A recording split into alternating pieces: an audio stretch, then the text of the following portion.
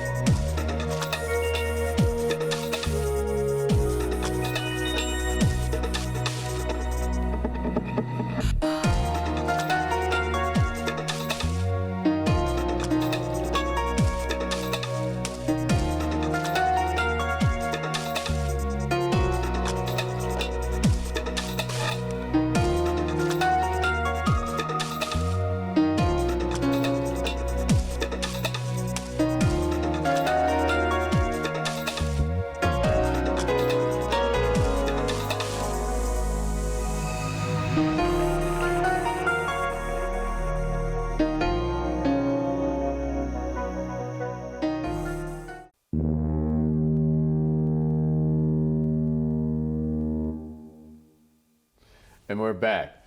And I know you're tired of me saying how excited I am about, my guests, but like I said, when you're doing and love your job and you're just helping people out and helping businesses grow, it is exciting. And to have this young man on with me today. John, how are you? Thank you for the kind words.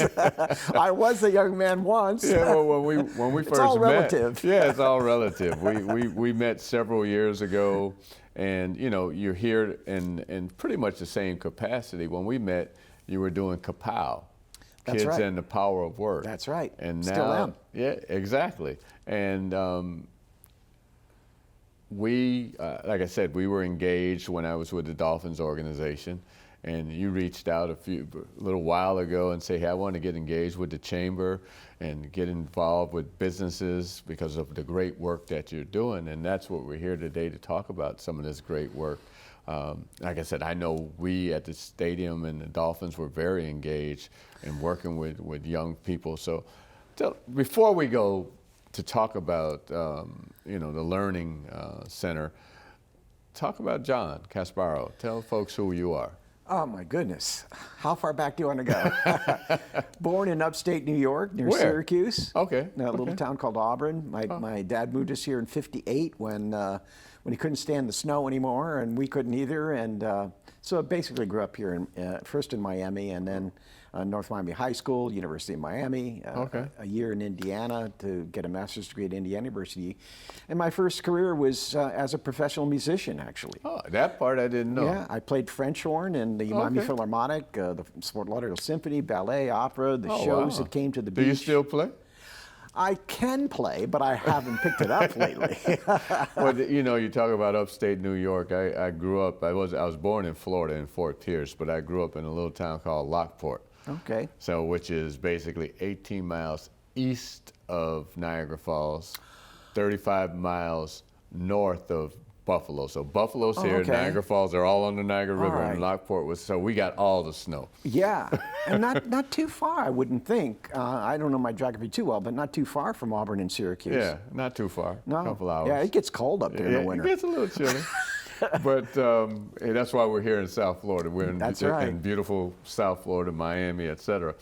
But tell us about your program.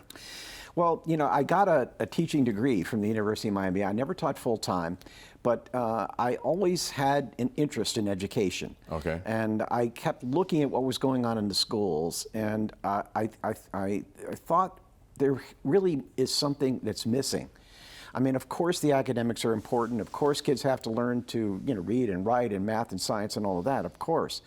But the idea of connecting it to the real world and applying what they're learning to what they'd be doing with that learning in the real world, I didn't see that happening. Absolutely.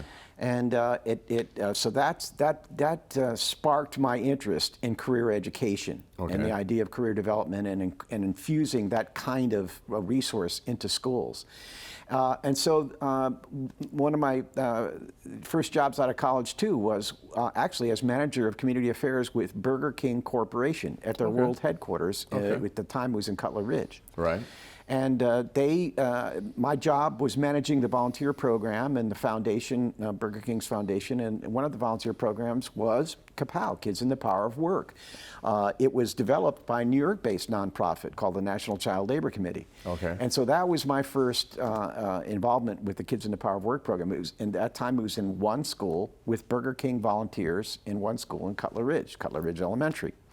But as that first year of the program happened, it became successful, and the nonprofit that developed it contacted me and said, what would you think about working for us and helping to expand the program? So you gave up burgers? No, they gave me up, actually. They went through one of their annual reorganizations, which they were doing every year practically, right. and they eliminated the position. Oh, wow. But they were very, very generous. The CEO at the time let me work at the United Way for a half a year at full salary and all of that. So at the same time, though, I became a consultant for the National Child Labor Committee and started contacting other businesses. And then the school district came aboard. And then I started actually working with the school district in an office called the Workforce Development at the School to Work office of Miami-Dade County Schools. They had a grant, a federal grant, and under that grant they hired me to expand the program. And so it started with one school, and now it's we worked with 88 schools last year, and over the course of that about 150 different businesses. And hundreds of volunteers. The whole organization really is volunteer driven. Right. We're a small staff, and the whole program happens because volunteers agree to go into schools and teach lessons about work. And how kids can connect what they're learning in school to how they're going to use that learning. Yeah. When you speak about it, that's so important because for the most part, when you think about, you matriculate through high school, you go to college, and whether you come out magna cum laude or, you finish school. And a lot of employers, at least from a layman's perspective, they're looking at the fact that you are able to learn something. You can learn their job, but that's not what you really do when you're in school. That's the point that you're making. Mm-hmm. You've learned whatever, basic skills. Your basic skills, your scholarship, whatever that was, but the actual job that you're going to go on, the environment, the work environment. So talk about exactly what it is that you do with the program. Well, that's the other aspect of it, Eric, is the workplace skills. The businesses have a term for it. They call them soft skills. Correct. And that's the skills that are many times lacking. In fact, the research has been done and studies done that shows that employers are, the thing that they're least satisfied about with incoming employees is their communication skills, decision-making skills, ability to work with others of different nationalities, backgrounds, work habits. Getting up and coming to work on time. Yeah, those are the things that they're least satisfied about. And that's what those lessons are about. That's the titles of the lessons: communication, decision-making, positive work habits, teamwork. We have a lesson called Overcoming Bias and Stereotype, which is really important these days, especially. No, it's always been important, really, but it's about diversity and understanding how to get along and appreciate others that are different than you. Right. So that's a gap that continues to be recognized by employees. It hasn't gone away. The need still exists, and this is the gap that we're filling. I'm sitting here, and I'm listening to you. And the one thing when I'm doing these interviews, I always wait till the end, and we start running out of time. And I ask you to tell people how could they get in touch with you. So I'm going to ask you now, how can people get in touch with you and learn more about your program? Well, should I give phone numbers, Yeah, or absolutely. can they be displayed on the screen? Yeah, or? no, just Okay. give the number and the website. Okay, so my email address is I'll say it and then I'll spell it. It's Right. jcasbaro@aol.com. So that's J, C like Charles, A like Apple, S like Sam, B like boy, ARRO, jcasbaro@aol.com. Best way to get it is that email address, but the number 2 is 786-877-0334. 786-877-0334. We'd love to hear from you and from everybody. We have a goal this year. And what is that? And one of the reasons that we joined your chamber is because we want to increase the number of volunteers by 100. Okay. We had 400 volunteers last year. We'd like to see that increase to 500. And so what does a volunteer do? Well, there's a variety of opportunities now. It began with Kapow, where there's a structured set of 7 lessons, and we assign the volunteer to one teacher and one class, and together they work out their own schedule of these 1-hour lessons throughout the school year. And then if they're able to, they can host a work site visit, a field trip to their work site. If not, we arrange one because it is a requirement of the program. So the volunteers need to do a training, 1 hour, virtual now. And then they work out their own schedule and they do the lessons, and they got the whole school year to do the 7 lessons. Okay. But there's additional opportunities now. So for people who are a little bit more strapped for time, and that may be more of a commitment than they're able to right now, then we have a whole new initiative called Learning from Success. Now our organization is called Learning for Success. This is called Learning from, and it's a one-time, 1-hour presentation that a volunteer can do at a school that either they choose or we help them choose, with different topics, but all around the same mission, which is for the kids to come away from it understanding better how to connect what they're learning in school to its application in the workplace and their vision for the future. So the volunteers typically talk about their own careers, the challenges that they faced and overcame to become successful, and what skills that the kids need to think about acquiring to be a success in any kind of endeavor. And then you talk about skills, and I tell this story every now and then. One of my nephews, and he was like, "Uncle Eric, they want me to mop the floor." You know, what's happening today in 2020 when our young folks, we're in this microwave instant gratification. We want to be the manager. We don't understand. That goes back to those soft skills and understanding that there's a process in getting from point A to point B. Very interesting that you mentioned that, Eric, because we did a focus group with some of the business people that have participated and supported us over the years, and we asked them that one question, and that was, what issues are you facing right now, especially post-pandemic? And that's what they talked about. They talked about their employees, incoming employees, needing instant gratification, and the Publix guy who's the Publix manager said, they want to tell you when they can work, when they want to work, if they want to work, and and so the dedication and the commitment and the work ethic seems to have taken a pass right now. Part of it seems to be a result of the pandemic and the changes that have occurred. Yeah. Hopefully we'll come back to some normal, whatever that might be, but that's an issue right now with businesses. Absolutely, and it was before the pandemic, because this little story I'm telling you is way before the pandemic, but obviously the pandemic has exacerbated a lot of this. It did. But it's just a mindset, and I understand, we have a lot of young folks who want to be entrepreneurs, they want to be their own boss. Right. Because that's a part of it. They want Right. to be their own boss. They don't YouTube want influencer. That's right. Well, yeah. So, but obviously everyone isn't going to be an entrepreneur, and we all at some point have to find a way to take care of ourselves, and that means getting a job. And this whole process is important with what you're doing, because again, you can learn, you go to school, you learn your ABCs, et cetera, and you learn science, you learn those things, but matriculating through the world and engaging with people one-on-one, and everybody isn't cut out for it, and everybody doesn't understand it. We don't know, and then you don't know what the background and influences people have at home. So this program, I truly, I was involved with you, as I said years ago, with the Dolphins organization, and so I'm glad that you sought me out to expose our businesses. You know, we have large corporations, and I can, you know, name them, whether it's Bank of America, Wells Fargo, the Miami Dolphins, and many others.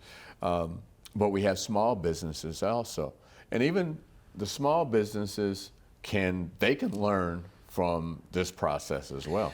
Oh, absolutely. I like the expression that goes, "You teach what you need to learn." And and that's what our volunteers report back to us. I mean, they're learning along with the kids. Right. They're improving their presentation skills. They're improving their confidence and speaking in front of. I'll tell you, if you can engage a group of a class of third graders, right, you know, for an hour, you're doing pretty good in terms right, of your communication skills. Right. So everybody benefits that way, and there is that potential for both the volunteers, the students, and the teachers. Many of the teachers, let's look at that for a minute. You know, as good as they are at teaching, but maybe came right out of college and then into the school, and they did not experience the workplace outside of schools. But just think about that. That's their workplace. So they're learning also. Yes. So to be exposed to community people, volunteers, business people, professionals, can remind them and enlighten them and encourage them to understand better themselves how to infuse the connections when they're teaching reading and writing and math, you know, so that when a volunteer comes in and says, "Look, I know your teacher has told you that reading and writing and math are important, but hell, let me tell you, I couldn't do my job without it. Here, let me show you what I have to do in my work. What do you think I had to learn in school to do that?" That reinforces then the teacher and what they're trying to get across. Right. Right. And that's an important. You know, if you could boil it down, what we do to 3 words, they would be relate, reinforce, and connect. We want to help the kids be able to understand how to relate what they're learning to its application in their futures. We want to reinforce what we know the teachers are trying to get across, but validate them as well by having the teachers say the volunteers say things like that. And then we want to connect. You know, we want to connect our students, our teachers, and their schools with our volunteers, their businesses, and the community, so that we can all take part, and we have to all take part in the education of our young people. Okay. So what would you say would be your biggest challenge if? Right now, it's just rebounding, you know, from the pandemic and recouping the volunteer base that some of which, you know, understandably had to deal with other things at that time. But I'll tell you, before that, and we anticipate when things are as they're getting back to normal now. No problem with getting people to volunteer again, because people want to. Yeah, we've been locked up for a couple of years, and people are ready to get back out. But you know, they first have to take care of them, you know, their own lives, and so that's what's going on now. And people are getting back to their lives that way, and as they get settled, they're gonna. We feel that it's definitely going to rebound. Right. So, last words you'd like to leave with us? Consider volunteering, you know, whether it be with organizations like ours, but throughout the community. There's so many worthy causes that are worthy and need people to support them. That would be my message. We hope that the people might find volunteering with us to be attractive, but whether it is with us or not, it's important to do that. It's important for us all to serve our community. All right. Last, how can they get in touch with you? The phone number again is 786-877-0334, 786-877-0334. My name again is John Casbaro at that number, and the email address, jcasbaro@aol.com. Okay. JCasbarro@aol.com. If you want to know more about the Miami Dade Chamber, go to www.m-dcc.org or call the Chamber at 305-751-8648. This has been the Member Connection.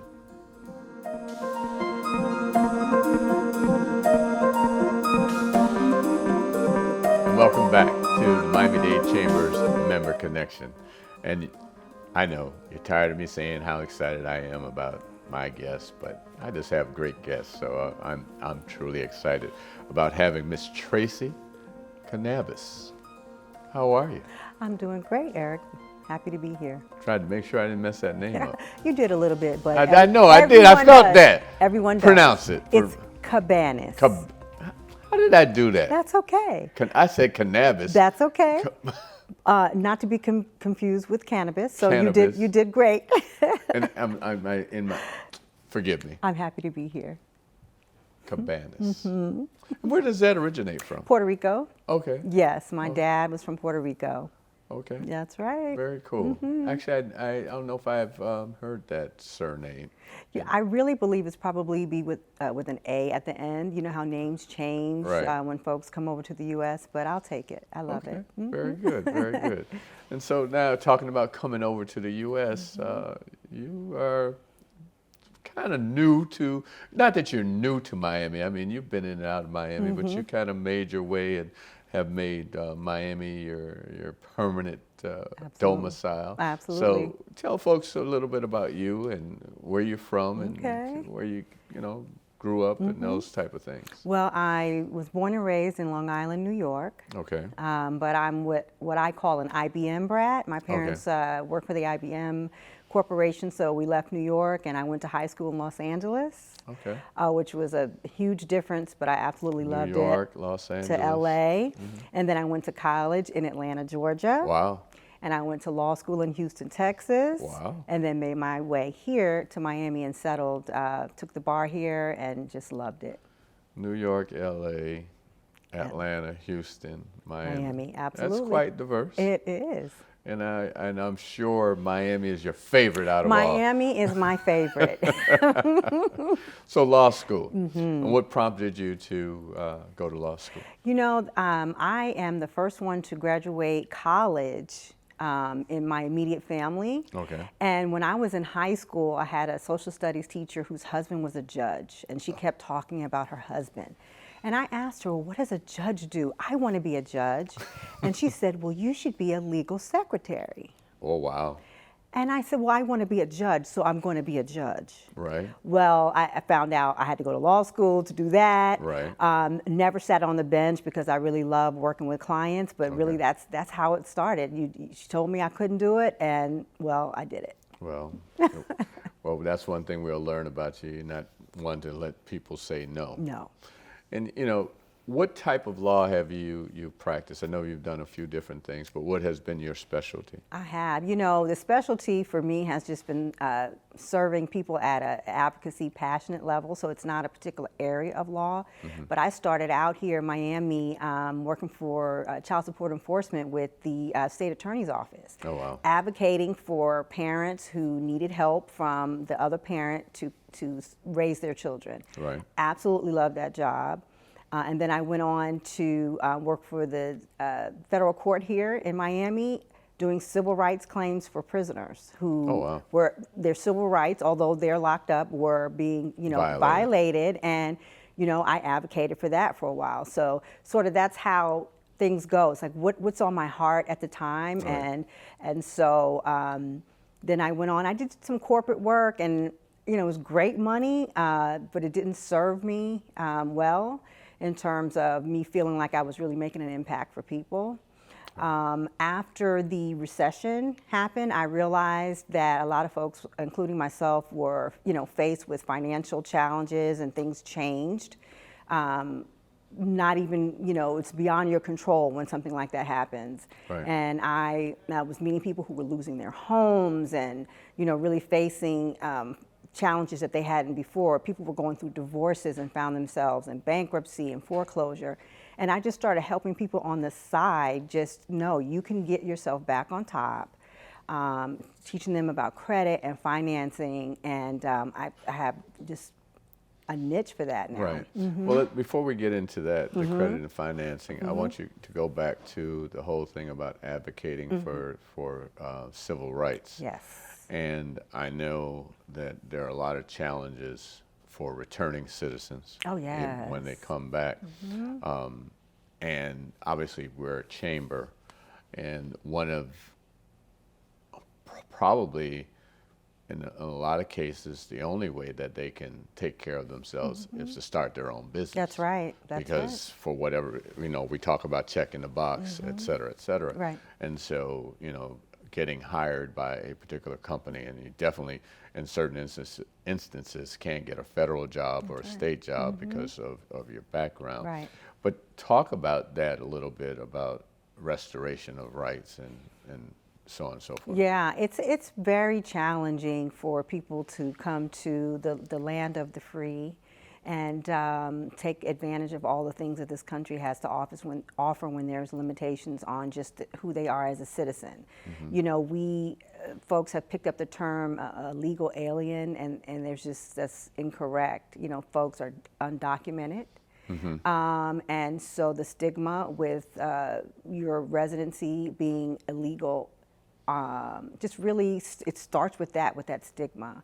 But in terms of, you have immigration, and then you have folks who come out and they are re-entering into society from being incarcerated, or so you've got two types of folks who are trying to enter or re-enter society. Right. And it's very difficult. And honestly, the best way to be successful in those situations, both situations, is starting your own business, working for yourself, serving the community, usually your community, and that's their way into actually being productive citizens. Right. And then you're talking about, as I say, there's this Sting song, I'm an alien, I'm a legal alien. And as I said, you're not legal, you are undocumented. Documented, right. And actually, I recall going to an event, a gentleman, he owned his own business. And we were talking about getting certified with the county, getting certified with school board, but he was undocumented. But he had his business, but he could not get certified to do business, et cetera. So what, from your perspective, and we've all been dealing with our former president, Yes. Build the wall, Sure. et cetera, et cetera. What do you say to those individuals that have been here, and some of them have been here since they were children? Oh, I say, persevere. Do not give up. Do not let not just the big wall at the border, but the walls that are, built for education, built for housing. There are these walls that are within the country that are invisible. Right. But they really are a hindrance. And I say,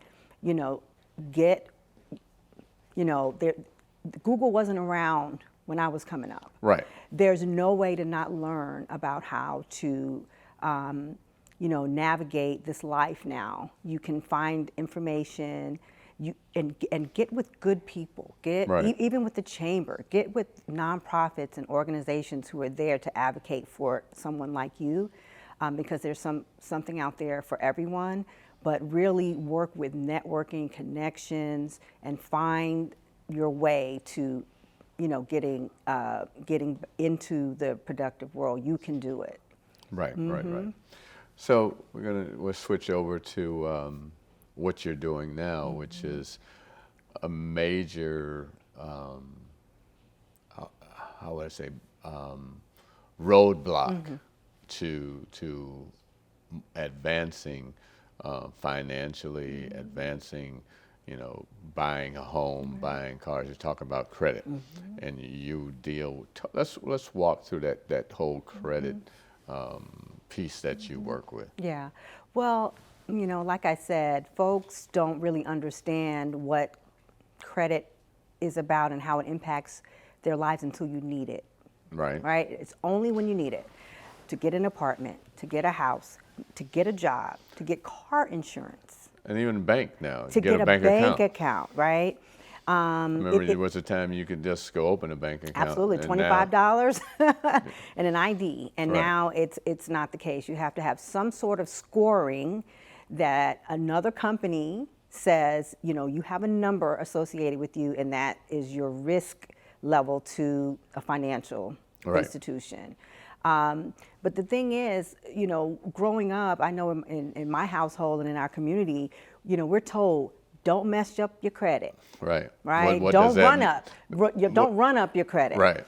And we don't really know what that means. Yeah, what does that mean? Yeah, just like, you know, you're told, get your education. Well, okay, so where do I start? Right. Well, you know, if you go to college or as soon as you turn 18, these banks and salespeople are trying to give you a credit card, and it seems so exciting, but you don't realize that you're taking on debt. Right. And if you don't have enough money to buy something, then you really shouldn't put it on a credit card unless you have income that can help you pay it off. Right, absolutely. And so there's a lot of education now surrounding, you know, what credit actually means, even for business. Right. To start a business, you know, if you're not someone whose family can give you $1 million or $100,000 to start out, you have to have credit. Right. And it starts with your personal credit. You can't get business credit until your personal credit has been, you know, used for a couple of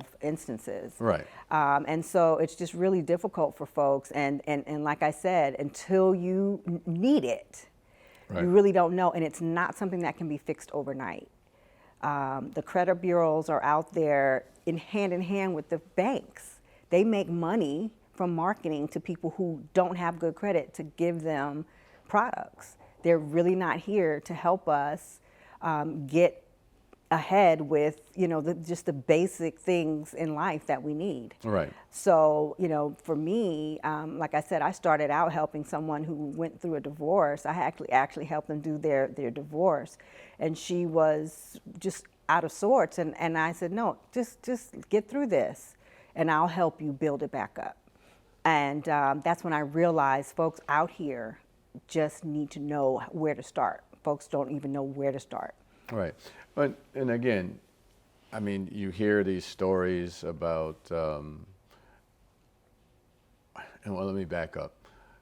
Again, we talk about business, and during the pandemic, a lot of folks weren't able to access PPP. They weren't, and again, it's about having it in place before you need it. Right. We talk about, you know, getting loans, and as a business person, you may not need the loan today, Right. but you never know what happens 6 months down the road. Right. So it's preparing yourself for what may happen, hoping that it doesn't happen. So talk about that a little bit. Well, the you know, stay ready so you don't have to get ready term Right. is really applicable there, because, you know, having all your affairs in order in every way, shape, or Right. form, so that when an opportunity comes your way, you're ready. Right. Or when a difficult situation comes your way, you're ready to take advantage of the little bit that you have, or in the case of PPP, the big opportunities to take advantage of funding and things like that. If folks don't have their paperwork, their taxes, you know, all their information in order, you just can't take advantage of it. Right. And I learned that primarily because I did fraud investigations for a big bank before going back in the private sector and seeing how they're really not for the little person. Okay. They're for themselves. And you know, you talk about they're not there for little persons. Going back to this whole thing with the PPP, a lot of the major banks did not engage with the little person. That's right. But again, at the same time, the little person has to understand about building that relationship with the banks. Absolutely. And a lot of it was based on, well, I have an account at the bank, and that's all they had. Right. They didn't have a banking relationship. And so the fact that you said you dealt with fraud, talk about those relationships a little bit and how important they are. Oh, they're so important. And you know, we talk about back in the day a lot, depending on, it does, you know, you can be 25 or 65. Things have changed so much with the internet and being able to open an account online. There was a time when you walked into a banking institution and they would say, hello, Mr. Knowles, how are you this afternoon? Right. How are your children? How's that business going? And you had a relationship where by the time you needed something from them, they already knew what you were doing, what your goals were, what your family growth was, and now you are a faceless customer. Right. And so there's no reason to want to do something extra for you or give you extra information that folks won't have. Without that relationship, it's just virtually impossible. Unless, of course, you have these perfect numbers and things like that where they want you even more than you want their services. They're fighting over you. Right. But without relationships in general, it's just very, difficult to get ahead. You talk about without those numbers, and, that's the one thing that always baffles me, but I understand it.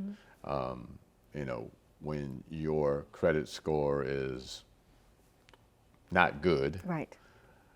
you may get a loan, but the interest rate is going to be Correct. really high. Very high. Right.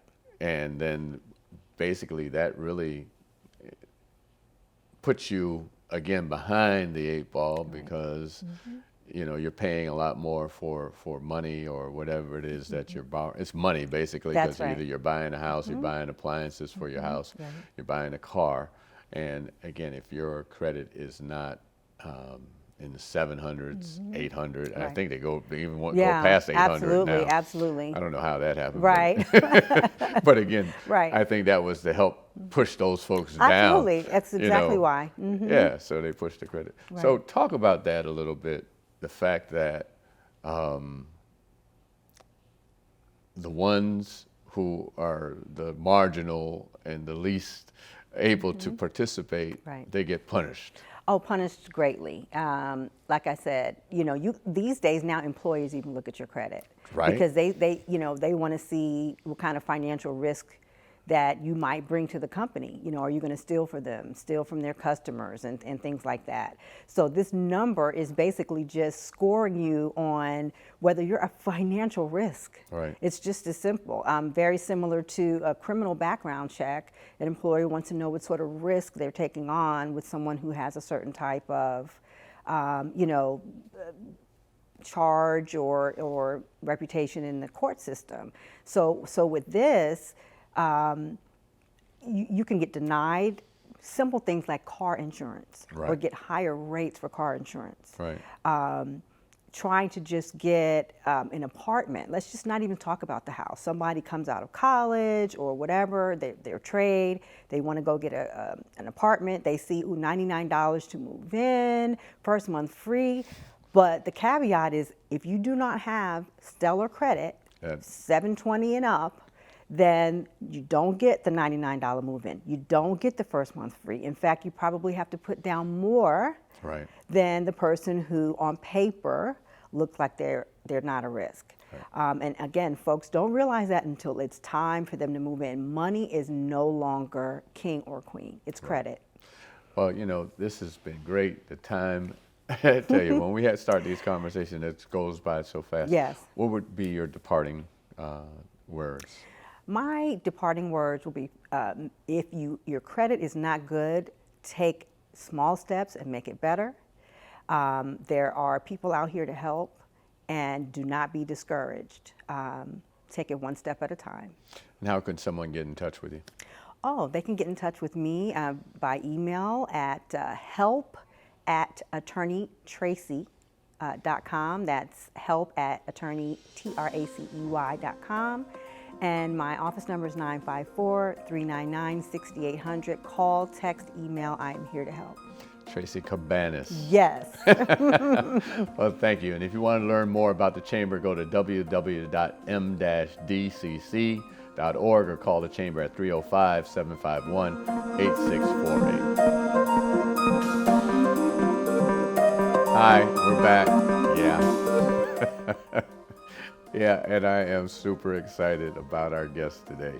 I know you're tired of me saying that. Well, hey, we got some great guests. We got some great members of our chamber doing some amazing things. And this person, she's just out there knocking it out of the park. And that's none other than Miss Gloria Fonseca.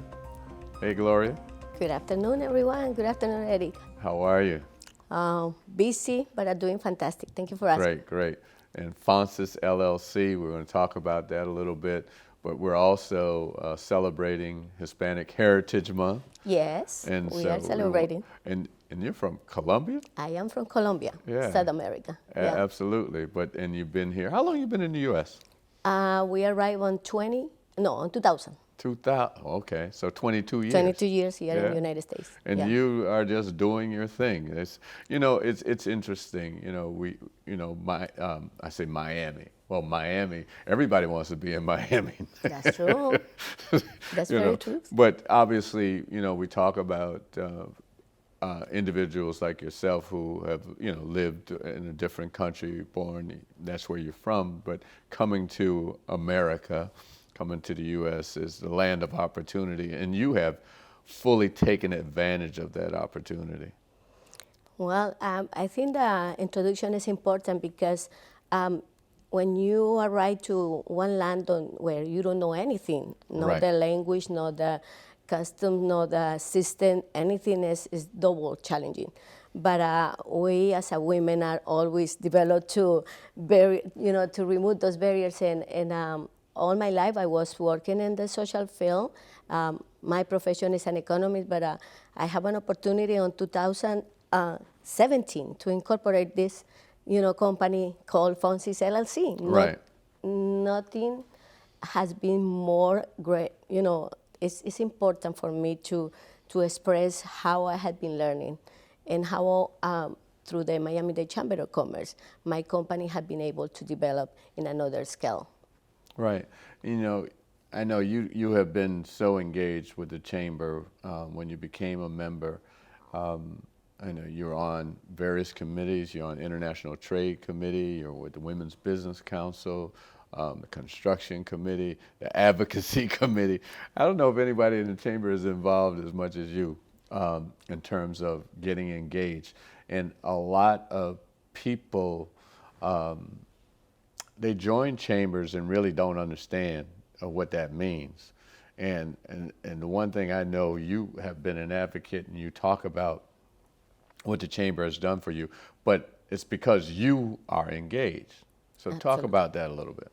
It's like the gym. So I don't sign up for a gym, membership if I don't going to do exercise every day. So I found out that through the chamber meetings, there were a lot of resources. And I felt very welcome, especially from you and from the, administrative staff. It was since day one, this connection. And I am, a fighter for inclusion and diversity. And I am Hispanic. We all are members. It's not this type or this group. No, we are just fighting for everyone's. And our main objective is Black business owners and women-owned businesses. Right. And that's what we have been doing it. I felt that being part of the committees, you learn resources, you network with the people that is, looking for the next step. Because Right. at the end, your company grows based on the people that you are around with. So I had been able to really, share with great companies that are the members of the chamber, and those companies had told me how I can think big, so I can, look for big contracts, and that's exactly what I have done. And I had been, very, very good on studying, on attending, on be part of, and give my resources, but I also request for support, and it's a double, biased way. Right, absolutely. To your point, it's two-way. It goes both ways. When you put in, you get back. And as you said, we advocate each and every day. As I said, before we came on, I was talking about the meeting today at the University of Miami, and Beatrice, obviously, Lewis said that you also are engaged with, and there were others there. And so it's about the connectivity. So tell the folks, Fonsis LLC, what is Fonsis LLC? I am very proud of Fonsis LLC. I am very proud of my company. We start doing like a remodeling work, but with the time that I was able to belong to different, cohorts with entrepreneurs, I was able to learn that specializing in something is important. And that's exactly what we have done. Now that we learn and we were able to analyze what trades are we more efficient in. So we decide to go to those trades, and we are now providing specifically painting, commercial painting, also vinyl flooring installation. And during the pandemic, we developed this new opportunity. It was high-rise window cleaning. So my company had been able to offer commercial services for the county. We already have two contracts with the county, and also with luxury buildings. I had knocked many doors, and I had been able to do big contracts and provide employment for undeserved communities, and that's what I love. In reality, what I love is to give back. Yeah. Now you mentioned, I didn't realize you were doing window cleaning in high rises. Yes. Yeah. When did you start that one? That was at the end of the 2020. Okay. Okay. Because Yes. obviously I know you are a major paint contractor. Yes. And also, you didn't mention you're doing flooring now as well? Yeah, we have done, because we own other licenses, and in carpentry is one of the licenses that we own. So in carpentry, we do vinyl flooring, and has been a really good, trade that allowed us to get, the profit that we need in order to generate employment. Right. Now, I know I had the pleasure of meeting you at one of the properties, one of the high rises downtown. It just makes me so proud to be able to walk into a building, and you're telling me, you're showing me all the floors, and this was a building, what, 30-something floor? 40 Excuse floors. me. 40 floor. We paint, and that in numbers is 112,000 square feet. 112,000 square feet Yeah, of painting. Yeah, Wow, that's yeah. a lot of paint. It's a lot, and we did it on time. We received a beautiful reference letter from the homeowner association stating the, the structure of our company, the education of our staff, the communication with the, managers, et cetera, et cetera. We coordinate, perfectly. Thank God. All the movements ins and out, so there were no even one issue. Right. Now, I know we became really close during the pandemic because you came on to our, which we were Zooming each and every day, providing information for membership, and not just members, anyone in our community that was in business. We were providing information on how to access PPP and EIDL. And so through that portal, we built a relationship. But one of the challenges that we've come to coming out of PPP, the supply chain. So how has that affected you? Not only the supply chain, but also employees, because I know also because of the pandemic, a lot of people were receiving benefits and funding, and a lot of people weren't going back to work or didn't want to go to work. So let's talk about the supply chain first. How has that affected you? Okay. Yes, it affects us. Actually, in one of the biggest contracts, we have this notice, the brand, company that was providing the paint, they didn't have any more stock. So we had to figure it out what we're gonna do. We had the ability to meet, with the owners, and they understood, of course, there was nothing that we can control or they can control. So we were able to offer an alternative, and we were able to come out with a good standing. What I'm doing now is preparing myself. Actually, today I was meeting with one of the biggest, providers or supplies at PPG, and because I have some resources, I am now creating this stock of, materials, because I know the pandemic passed. Right. But we are going to really receive the consequences now and in the future. Correct. So we don't know what is coming, and we had to be prepared. And also we are, with other facts like the hurricanes that we have here. So Right. there are many things that might happen. So one of the reasons why I was meeting today is because I want to have a stock and many of the material that I use because I don't know what's coming. And that's one of the methods that I'm using in order to prevent to be affected for the situation. Right. And then I know in painting, obviously, we were talking about the protective mask.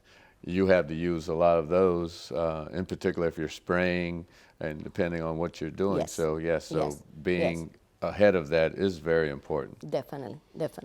So I mentioned employees and the challenges that we're having with hiring folks. And, a lot of people, some people may think that, painting doesn't take a skill, but it is very much a skill.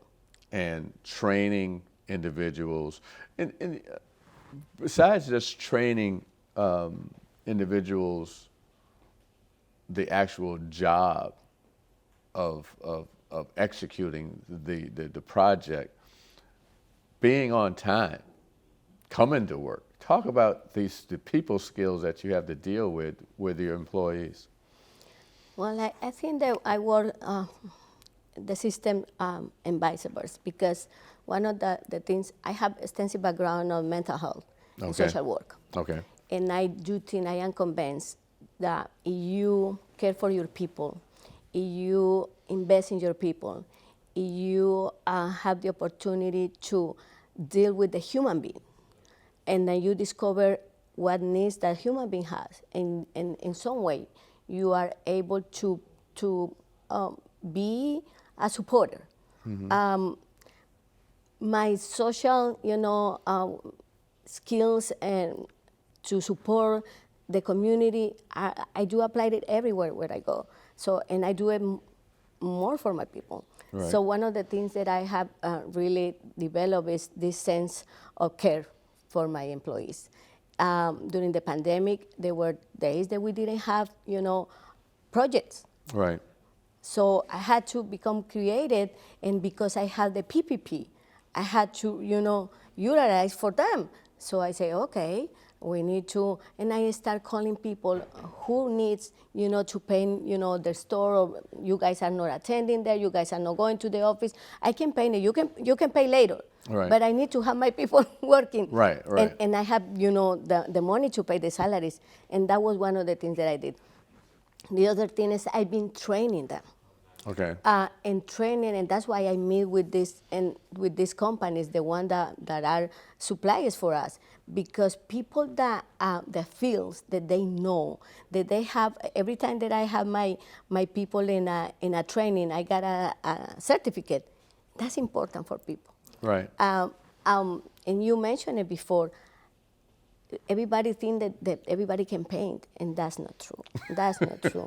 And professionals are based on, you master when you repeat, and every day that you repeat, doing certain activity, you become a master. But you had to add, some technique. Right. You had to adapt, new technology, et cetera, et cetera. So that's something that I have been, taking care of. I am very resourceful, and during the lack of the labor, I, reach out to some community programs like a job course. They had people that they train, and nobody give them opportunity because they don't have experience. And say, Right. I want them. Okay. I reach out to the shelters. I used to work with shelters, survivors of domestic violence for so many years. And I know that one of the major barriers that a woman has in order to come out of domestic violence cycle is the job, the Right. income. So I say, I want the women, they want to work. I am willing to train them. And that was another opportunity. And I had the best two employees that I have now came out from the shelter. Wow. That, so besides just being the owner of Fonsis LLC, you're also a social worker. All the time. Nothing is because me, everything is because God. I didn't know anything of construction, anything. And in 4 years, God had been really faithful. And every door that I knock, He's the one that opens. And Right. I just want to be. My desire is to be diligent. My desire is to, if I follow and I sign for anything, I want to follow through. I want to be an example.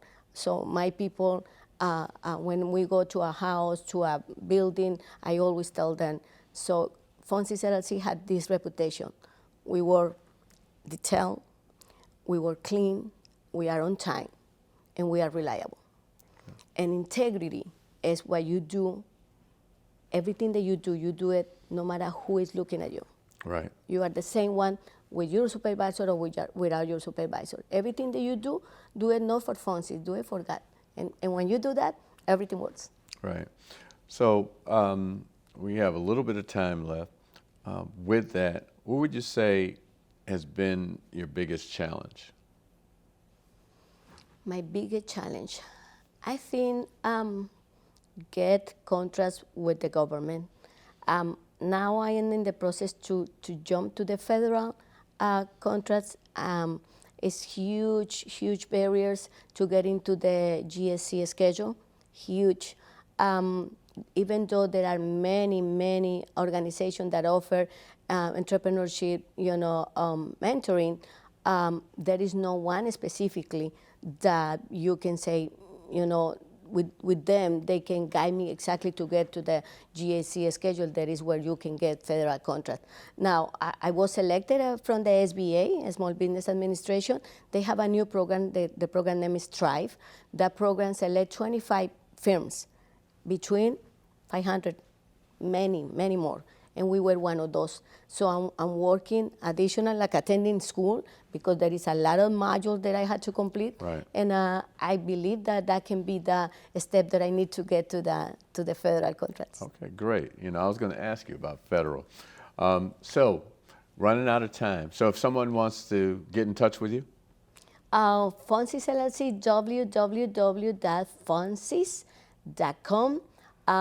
We have a website, that's the website. We have a Facebook, it's Fonsis.com, and the Instagram is Fonsis LLC. Our phone number is 786-420-4100, and our office is in Opaloka. We are now with a certification, a HAT certification, that is where we are in a zone where we want to, develop more employment for underserved communities. We Wow. are in Miami Gardens. Well, this has been another interview with one of our amazing members, and I just want to thank you, Gloria. But if you want to get in touch with the Chamber, go to www.m-dcc or call the Chamber at 305-751-8648. This has been the Member Connection.